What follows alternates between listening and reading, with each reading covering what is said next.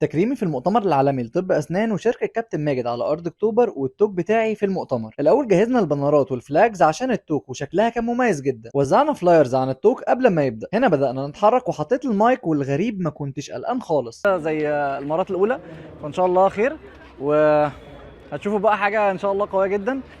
دخلت المكان، العدد كان كبير جدا وده فرحني واداني ثقه. وبدات التوك وده كان عن السمنه وتاثيرها السيء على صحه الجسم جسديا ونفسيا، وكيفيه ادمان العادات السيئه بدون وعي، وفي الاخر هي اللي بتتحكم فيك، وازاي نقدر نرجع للانتاجيه بتاعتنا وننجح في حياتنا ونسيطر على مخنا كمان. الناس اتبسطت جدا من التوك وكان في انبهار حرفيا، وعشان كده سجلت التوك كله وهتلاقوه دلوقتي حالا على اليوتيوب. جهز سماعتك، تلت ساعه من العظمه هتسمعها، هتستمتعوا وتتبسطوا جدا بمعلومات مهمه جدا ومفيده ومتصوره باعلى كواليتي. حقيقي الموضوع كان مؤثر جدا، وكنت عايز الناس كلها تسمعه مش الناس اللي موجوده في القاعه بس. وبعد ما خلصت ونزلت اخدت شهاده تكريم للحضور، صورنا شويه انا والناس والاصدقاء والتيم. فاستنوا بارت 2 شرح انا